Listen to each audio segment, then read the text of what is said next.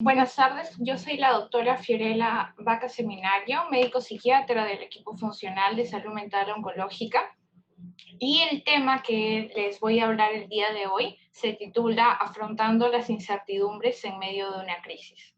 Esta exposición está dividida en dos partes. El primero son algunos conceptos básicos y puntuales, y la segunda parte va a ser bastante práctica sobre qué hago o cómo puedo ayudar a afrontar una crisis, es decir, darles las herramientas necesarias sobre los primeros auxilios psicológicos para que ustedes, como primer contacto ante una situación de crisis con una persona que se encuentra bastante vulnerable, puedan tener las herramientas para saber qué decir, cómo ayudar e intervenir en esa situación.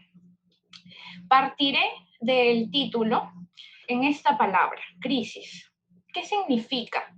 ¿O qué es lo que enmarca ese concepto? Porque muchos hablamos constantemente de estoy en una crisis económica, estoy en una crisis emocional, tengo una crisis con mi pareja, tengo una crisis en mi familia, estamos ante una crisis de salud, política, económica. Entonces, ¿qué significa la palabra crisis? Podemos hablar de que es un riesgo, de que es una dificultad, de que enmarca un peligro, pero lo más importante de todas estas palabras y todos estos conceptos o sinónimos, como es conocida, es la palabra cambio. ¿Por qué? Porque la crisis va a generar o va a ser como el obstáculo que genere un cambio en la persona o en la actividad o en la actitud constante que tiene esta persona. Entonces, ese cambio, esa respuesta ante una situación que está generando una dificultad es precisamente la crisis o lo más principal de una crisis. Entonces, como concepto, la crisis va a enmarcar una ruptura brusca de la vivencia como es conocida. Es decir, está cambiando mi panorama, mi objetivo, mis metas, a lo que normalmente estoy expuesto o acostumbrado. Por eso es que me desestabiliza. Y aparte va a generar esto, que es una respuesta activa ante un proceso de cambio, que puede ser un éxito o puede terminar en un fracaso al objetivo o la meta que yo tenía previa a la situación. En la voz griega, crisis significa decidir, es decir, el proceso de decisión entre cómo voy a afrontar ese obstáculo. Les he traído este dibujo que es bastante didáctico a raíz del concepto que Kaplan, psiquiatra comunitario, conoce o emplea para una crisis, que vendría a ser un obstáculo que el individuo encuentra en la consecución de metas importantes, que no puede ser superado mediante las estrategias habituales para resolver un problema. Es decir, estamos ante una situación de crisis cuando lo que comúnmente yo utilizaba, las herramientas que tenía para afrontar cualquier tipo de problema, no me resulta. Es decir, que la persona va a tener la sensación de ser superado por el problema o la situación X a la que se enfrenta. Y esta persona tenía una meta, ¿no? Y esta meta era alcanzar esta estrella. Es decir, tenía yo ya un plan de vida. Pero este plan está interrumpido por este obstáculo. Y este obstáculo va a suponer, y acá está la alerta, una crisis. Pero ¿por qué este obstáculo supone una crisis? Porque no puedo saltármelo con lo que yo ya venía conociendo. Es decir, que yo necesito generar un cambio en mi vida para poder saltar ese obstáculo, afrontar esa crisis. Es decir, este es un cambio que me va a dar la oportunidad de generar una respuesta diferente para lograr lo que yo ya me había trazado, pero de diferente manera, no como lo que yo pensaba, como era conocido. Pero esta situación de crisis, este obstáculo va a suponer un riesgo también. ¿Y por qué? Porque si yo no tengo la capacidad o no genero esa adaptación al cambio, pues va a haber una renuncia masiva al proyecto vital. Es decir, voy a desechar esta estrella, este objetivo, porque creo que ya no puedo alcanzarlo. No importa la manera en que lo logre, yo creo que ya no es posible. Una pérdida del futuro, porque ya lo que había planeado, pues se desestabilizó. Y una desorganización de las capacidades de adaptación y de defensa. Eso va a suponer una crisis, una situación de cambio. Y para entenderlo y para afianzar estos conocimientos y de repente llevar al análisis, les traigo esta historia, que es del psicólogo estadounidense Spencer Johnson, que este libro quizás lo pueden haber leído, se llama ¿Quién se robó mi queso? Y nos habla principalmente de 4 personajes que actúan en esta historia. Estos 4 personajes son 2 ratoncitos, Escurridizo y Fisgón, y 2 hombrecitos pequeños, son liliputienses, Hem y Howe. Estos 4 personajes se encuentran en un laberinto, y en ese laberinto están en la búsqueda insaciable del queso para poder alimentarse. Ellos se colocaban sus zapatillas y buscaban constantemente su objetivo, hasta que un día los 4 encuentran una fábrica de queso, una primera fábrica de queso. Y en esa fábrica de queso, ellos se sentían bastante cómodos. Pensaban que nunca se iba a acabar el queso, iban de su casa a la fábrica, comían, se sentían felices, tranquilos, ya no tenían que estar buscando y buscando en todo ese laberinto. Entonces, llega un punto en que estos 2 personajes, estos 4 personajes tienen actitudes diferentes. Los ratoncitos nunca dejaron de llevar las zapatillas en el cuello y siempre a la expectativa y mirando todas las oportunidades que podrían surgir. Sin embargo, los liliputienses llegó un punto en que se cansaron y dejaron las zapatillas refundidas en la casa y era algo bastante cotidiano irse de su casa a la fábrica, comer, dormir, felices. No estaban atentos a ninguna situación que pudiera generar un cambio y pensaron que esta comodidad iba a ser por siempre, a diferencia de los ratoncitos que siempre estaban al tanto. Hubo un tiempo en que este queso se fue acabando y ya quedaba muy poco. Entonces, estos ratones tienen una conducta diferente a la de Hem y Howe, que es cuando se dieron cuenta de que la situación iba a desabastecer el queso, que era su principal alimento, decidieron que era el tiempo de ponerse nuevamente las zapatillas, adentrarse en ese laberinto y buscar nuevamente el queso, con el mismo entusiasmo y las mismas ganas como cuando encontraron la primera fábrica. Entonces llega un día en que Hem y Howe llegan a la fábrica y no ven a los ratoncitos. Ellos se habían ido a buscar el queso porque se habían dado cuenta de que ya se iba a acabar. Hem y Howe no les pareció extraño, pero siguieron haciendo su vida normal, hasta que un día llegaron y ya no había más queso. Entonces, Hem, ante una actitud muy molesta, empezó a preguntar, ¿quién se ha robado mi queso? Quiero que me lo devuelvan, quiero que todo sea igual como antes. Y todos los días tenían la misma actitud.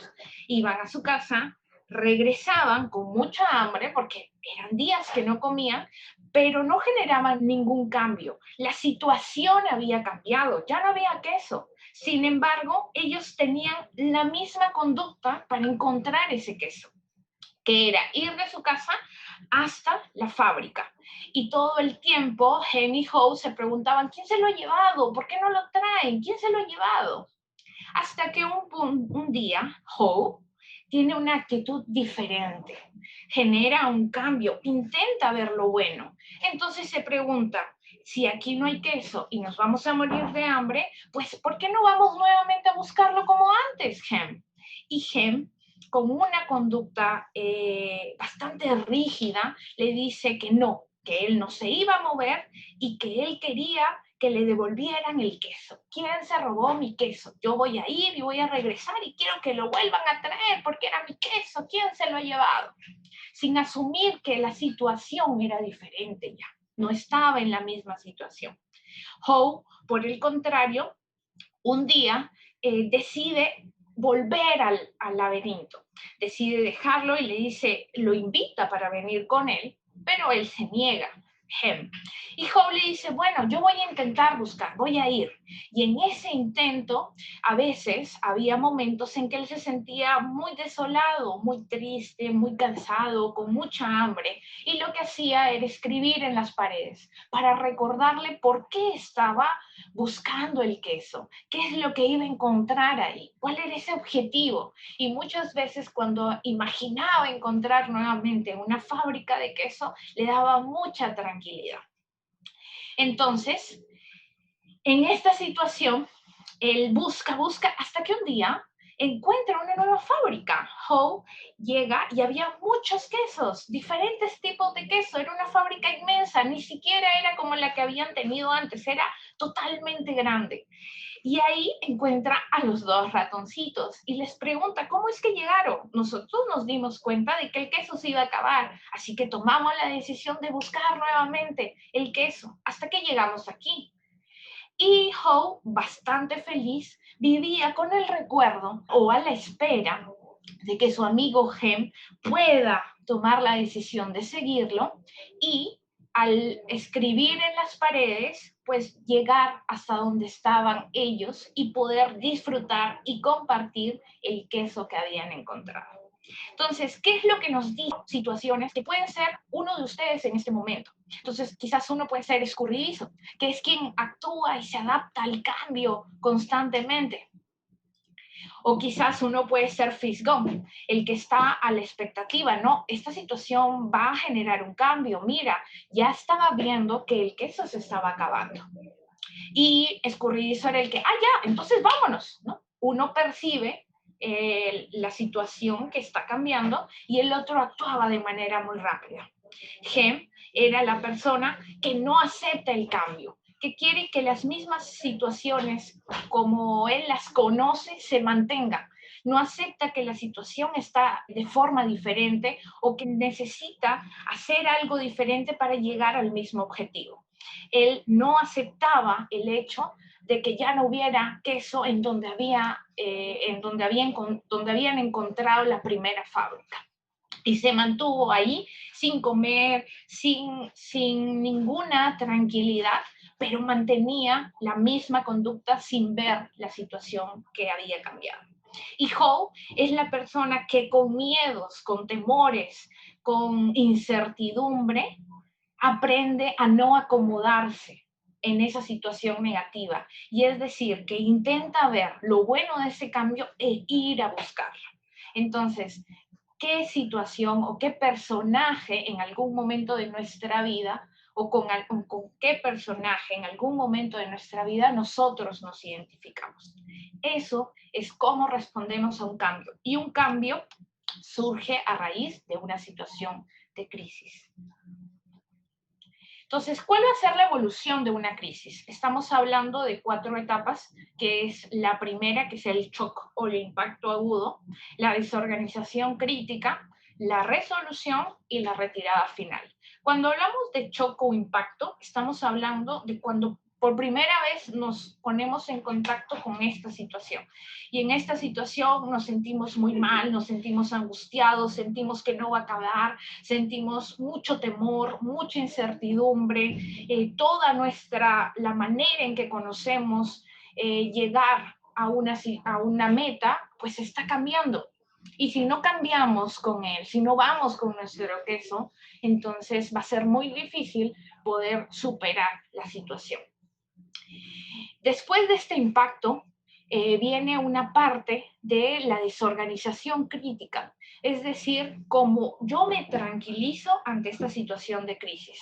Puede ser, y aquí pongo SOS, y una X, porque muchas veces en esta parte de desorganización, de negación, de cólera, de frustración, de miedo, empezamos a utilizar autotranquilizadores que no son positivos ni buenos para nosotros, como por ejemplo sustancias psicoactivas, cigarros, cerveza, bebidas alcohólicas, sustancias psicoactivas como drogas o automedicación, por eso pongo un blister de pastillas, ¿no? Voy a la farmacia, como en esta situación de shock, yo voy a tener sintomatología de ansiedad, de miedo, de temor, de repente influye en mi sueño, no puedo dormir, empieza la automedicación. Voy a la farmacia y empiezo con el consumo de ansiolíticos, o de repente una vecina me habla que ocurrió alguna situación o que ella tomó algo y yo también lo tomo, o por el contrario, en esta situación de desorganización hay conductas de riesgo como una conductas de atracones, ¿no? Esa ansiedad por la comida, el aumento de peso, etcétera. ¿Y qué es lo que pasa en esta etapa? Depende de la forma en que sea vista. Por eso pongo aquí un dedito hacia arriba, que si esta crisis es vista únicamente de forma personal, es yo soy la única persona que está sufriendo por esta situación, toda mi vida va a ser así, nunca va a haber una solución, o sea, es permanente y es global, es decir, influye en toda mi vida. Es decir, que de repente tengo una crisis por una situación de salud o de repente tengo una crisis por una situación del trabajo, pero yo la enmarco de forma global. Es decir, no importa si esa crisis no ha afectado mi familia, no importa si esa crisis no ha afectado mi salud, yo ya enmarco que esa crisis es en todas mis esferas. O sea, todo va a ir mal, no va a haber solución en ningún lado, no voy a contar con nadie nunca. Es decir, veo oscuro todos los panoramas en donde yo soy funcional. A diferencia de ver una crisis desde el punto de vista universal, no soy la única persona que ha vivido esta situación o no soy la única que está siendo afectado de repente por esta situación de pandemia. No es solamente a mí la que se ve menguada su integridad o afectada. Es transitorio, este periodo de crisis no va a ser toda la vida, es un momento y depende del cambio que yo genere y la oportunidad que vea y qué herramientas tenga para poder verlo de esa forma, mientras más o menos dure. Es específica, es en esta situación en donde tengo mayor dificultad, pero no es en toda mi vida. De repente tengo esta situación, pero las otras esferas están yendo bien. No es que todo mi panorama, toda mi situación está en una situación de crisis. El verlo de forma personal, permanente y global nos hace determinar como indefensión y fracaso. La otra etapa es la resolución en una evolución de crisis. Y aquí esta palabra es muy importante, decisión. ¿A dónde yo voy a dirigir? ¿A dónde yo voy a estar? La decisión de qué oportunidad voy a ver para el cambio. Y la retirada final es cuando lastimosamente lo hemos visto así, personal, permanente y global.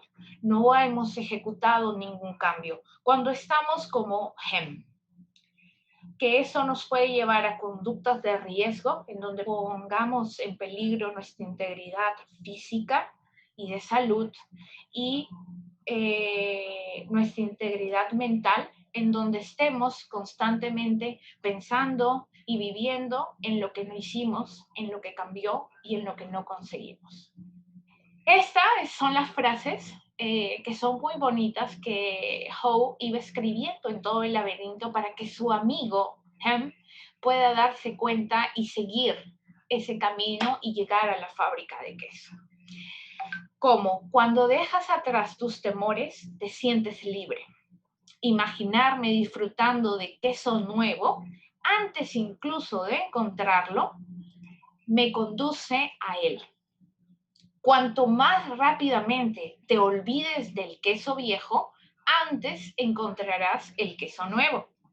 Es más seguro buscar en el laberinto que permanecer en una situación sin queso, es decir, aferrarme a una situación que ya había cambiado. Las viejas convicciones no te conducen al queso nuevo.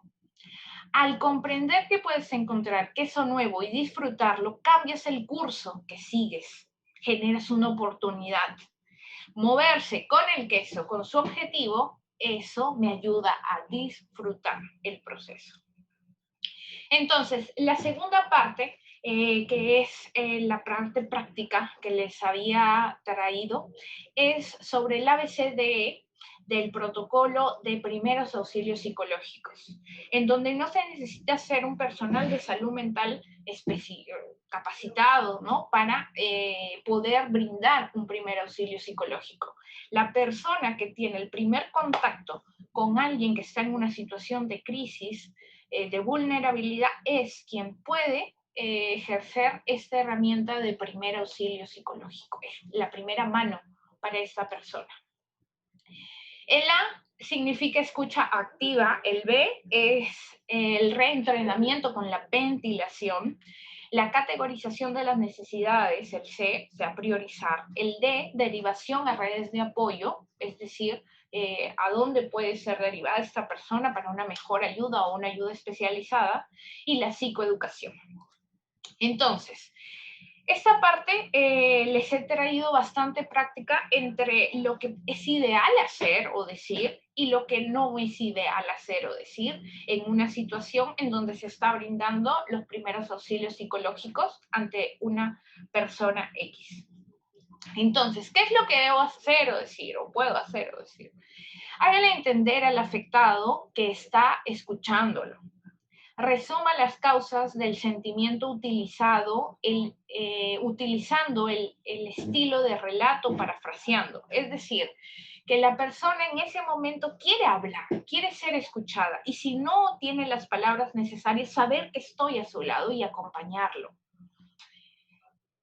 Puedo asentir con la cabeza diciendo, claro, sí. Entonces, si quiero parafrasear o dar un significado para que él me diga si lo que estoy pensando es correcto, puedo decir, entonces, usted me dijo que, y repetir alguna parte, alguna frase que él dijo para que él sepa que está siendo escuchado por la persona, que no es que está hablando al aire y que la otra persona no está prestando atención. Tener paciencia con el relato, tolere los espacios de silencio, no, ya, cuéntame, pues dime rápido, porque esa persona está procesando un dolor. Control el furor curandis, es decir, que yo ya ahorita quiero ayudarte, entonces me desespero y quiero darte todas las alternativas y no puedo. Si es señalado, pregunte por la situación de otra persona. Es decir, si es en el relato pregunta o está muy preocupada por una hija, un abuelo, un primo, etcétera, puedo preguntar por la situación y qué le pasó a él y dónde estaba, si es que es señalado por la persona. Permanecer cerca de la persona, sentada a su lado y mirando su rostro.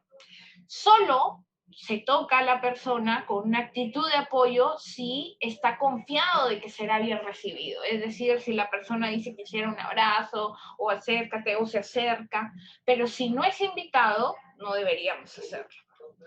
Utilicé la técnica del reflejo, es decir, adoptando una postura, una actitud postural bastante similar, es decir, esto se llama sintonía afectiva. Si la persona se agacha, pues yo también me agacho con la persona. Si la persona está acostada, me pongo a su nivel. Si la persona se tapa la cara, yo me puedo acercar para decir, en esa misma actitud frente a él, es decir, como si estuviéramos en una sintonía en los movimientos o en la postura. Hágale saber que comprende su sufrimiento. Es decir, puede decir, esto debe ser difícil para usted. Yo lo comprendo que es difícil.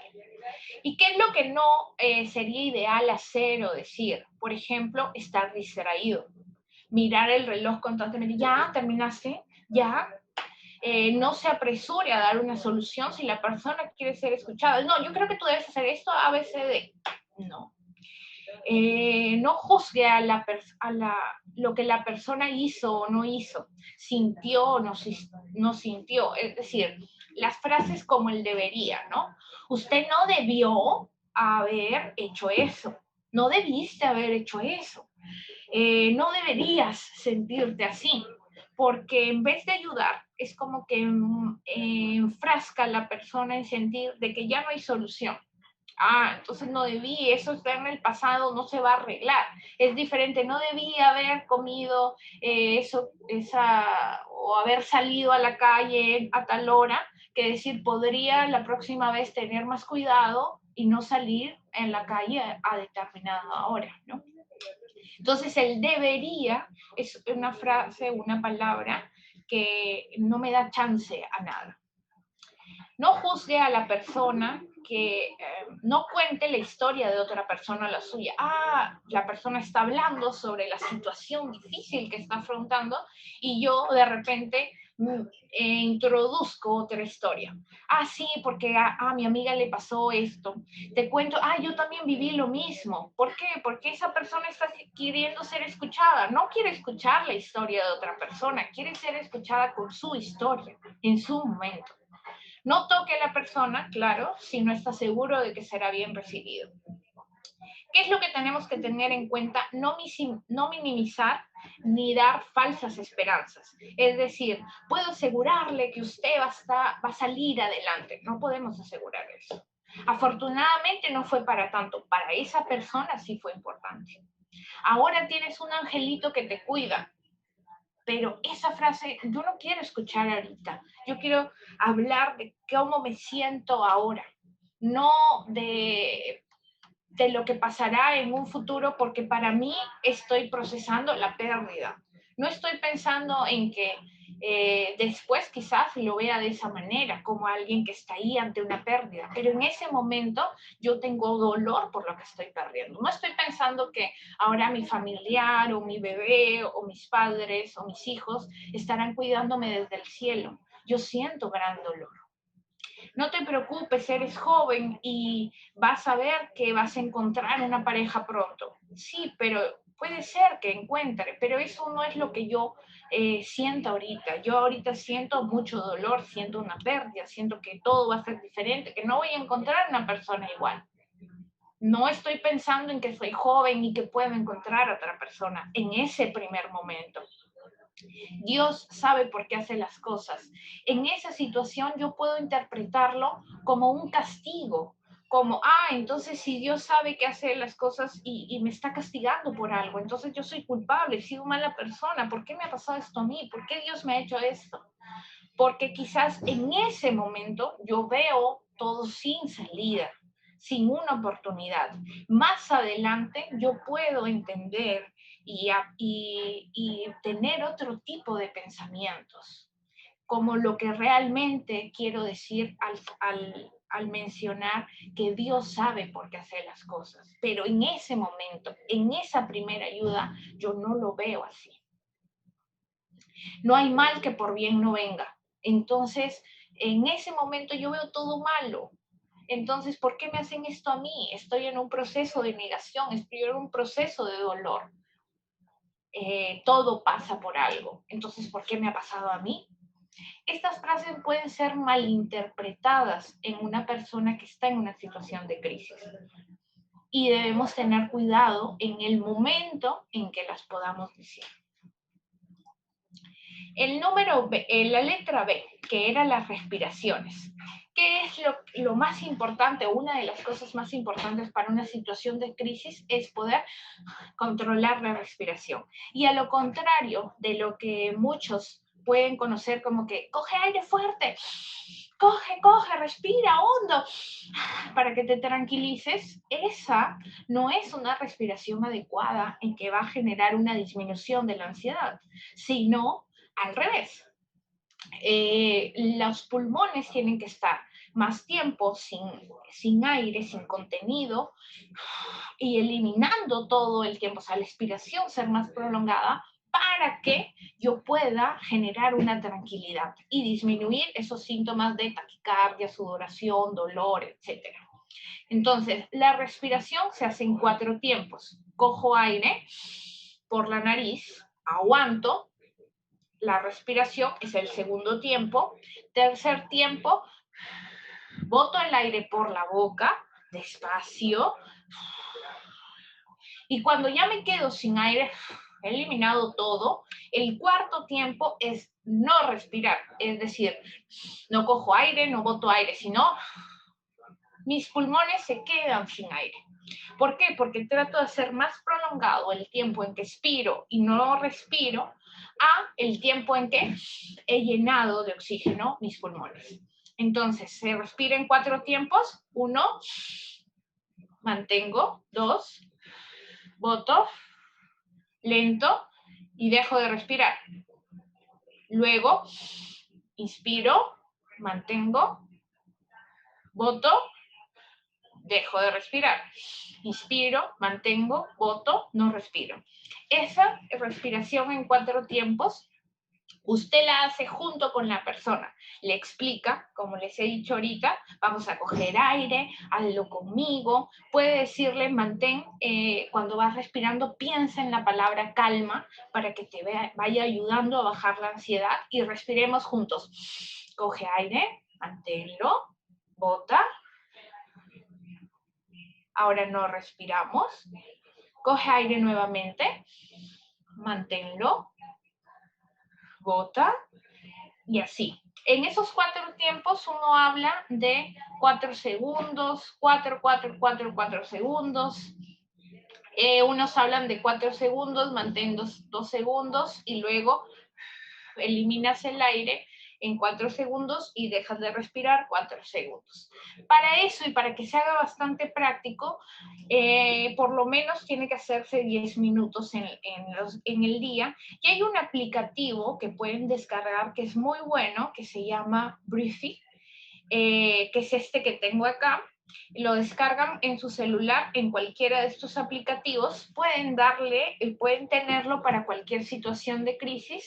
Va a mostrar las ondas, cómo se debe respirar, teniendo, como ven aquí, sonidos diferentes para el momento en que va a inspirar, tiene un sonido, mantengo el aire, tiene otro sonido, boto todo el aire, tiene otro sonido, dejo de respirar, no cojo aire, otro sonido, y así. Y con los ojos cerrados uno puede ir escuchando el sonido y practicando las respiraciones. Entonces le recomendaría que puedan descargar este aplicativo, que es muy bueno para la segunda parte del protocolo de primeros auxilios psicológicos, que es la respiración.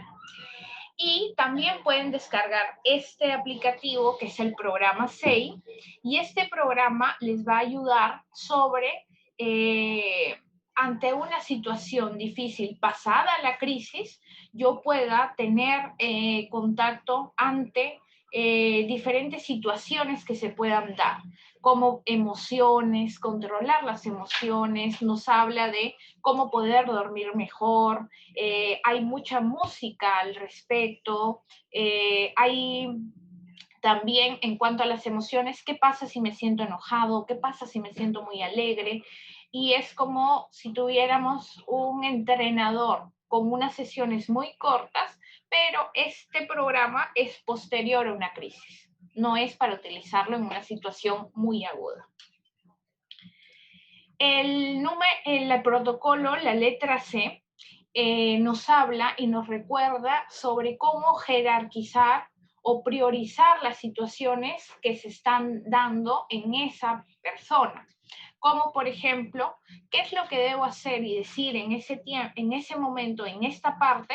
Es identificar las preocupaciones de la persona. ¿Qué es lo que le preocupa o necesita ahora? ¿Qué es lo que en qué puedo ayudarlo? ¿Cómo podemos resolverlo? Ayudar a identificar todas las situaciones y priorizar cuál es lo que tenemos que hacer ahora y qué es lo que puede esperar. Ayuda a las personas a priorizar sus necesidades. Se les puede pedir que distingan entre lo que necesitan y solucionar inmediatamente y lo que puede esperar. Me doy cuenta, podrían decir, de que son muchas las cosas que le preocupan. ¿Le parece si vamos paso a paso y nos enfocamos primero en lo más urgente? ¿Y qué es lo que no sería adecuado decir? Por ejemplo, decidir cuáles son sus necesidades sin prestar atención al relato que nos ha dicho. Antes de que me diga nada, yo creo que lo más importante que usted debe hacer es llamar a su familia. Y no le estoy diciendo o dejando hablar a esta persona. Resolver las necesidades a medida que el afectado les va mencionando sin organizar ni jerarquizar tampoco va a ser de ayuda para esa persona. Figueroa, en un libro del 2016 y colaboradores, ante esta situación, menciona, ¿no?, qué cosas podríamos hacer. ¿Cuál cree, o preguntas que podemos hacer, cuál cree que es el problema más importante a resolver? ¿Qué cosas le han ayudado en el pasado cuando ha tenido que lidiar con tanto estrés? Para reconocer cuáles son las herramientas con las que cuenta esta persona. Obviamente son muchos problemas juntos que sería bueno ordenar para ir uno por uno. Si quiere, puedo ayudarle a hacerlo.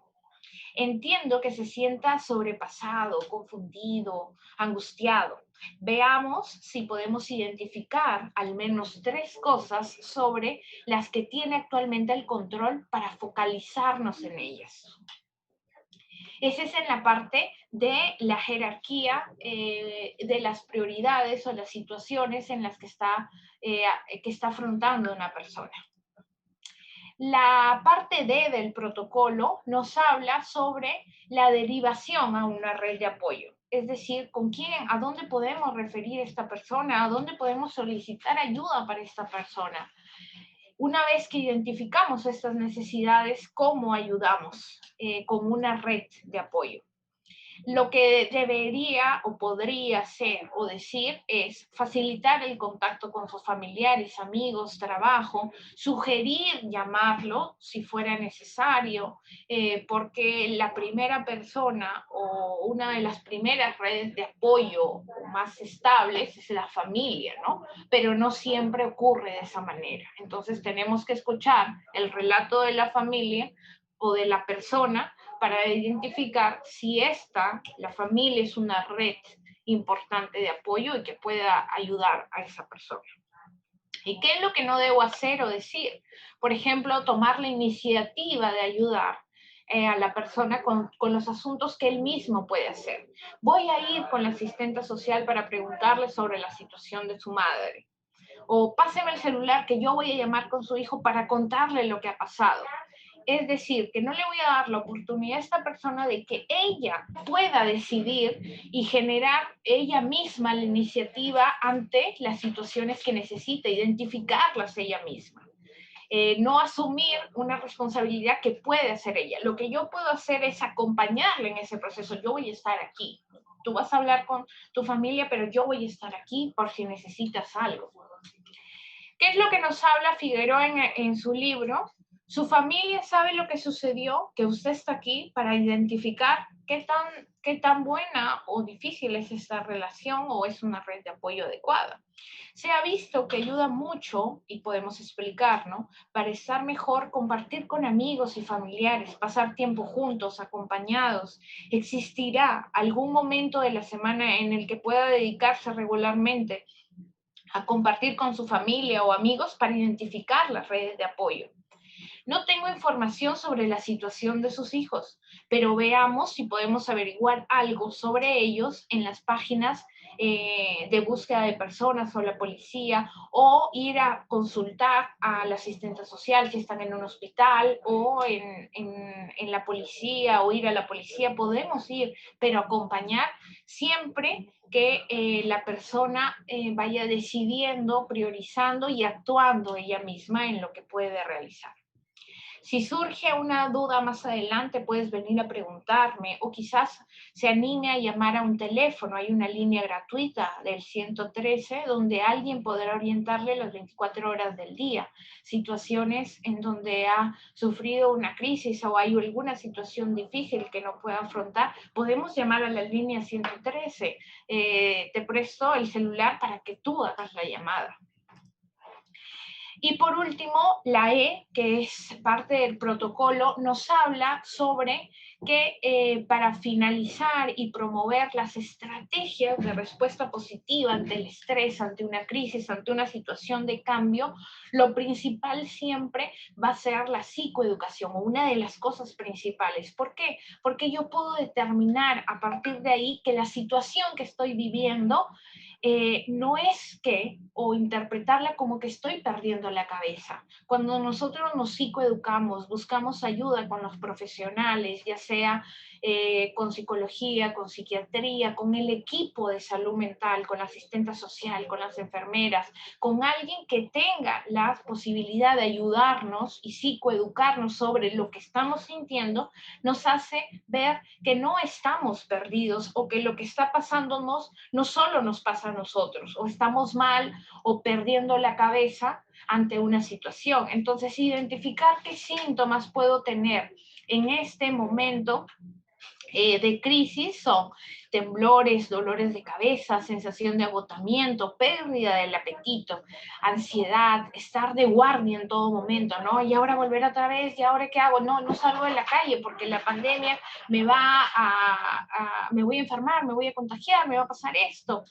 Guardarse todo para adentro y estar muy quieto, es decir, ella está muy tranquilo, no está afrontando ninguna situación. De repente murieron sus familiares, se siente muy mal, le han diagnosticado una enfermedad, ha perdido su trabajo, pero está como si no pasara nada. Es decir, hay que tener bastante atención en esta persona porque de repente puede guardarse todo para adentro y estar muy quieto, aparentemente bien, pero sufriendo muy en su interior, sin poder ser escuchado ni tener a alguien que pueda brindarles ayuda. ¿Qué más puede haber? Irritabilidad, enojo, sensaciones de molestia, llanto, tristeza, decaimiento, insomnio, que es uno de los síntomas principales, ¿no? Por los cuales muchos consultan, por los cuales muchos se automedican, buscan autotranquilizadores como pastillas, sin ver realmente cuál es la situación que ha generado este problema, cuál es el trasfondo en la situación, pesadillas que pueden presentarse. Entonces, la E de psicoeducación es al generar o al brindar una red de apoyo, yo tengo la oportunidad de ver y aprender y psicoeducarme para poder orientar de la forma más certera, más acertada y más segura. Entonces, ese es el protocolo, el ABCDE.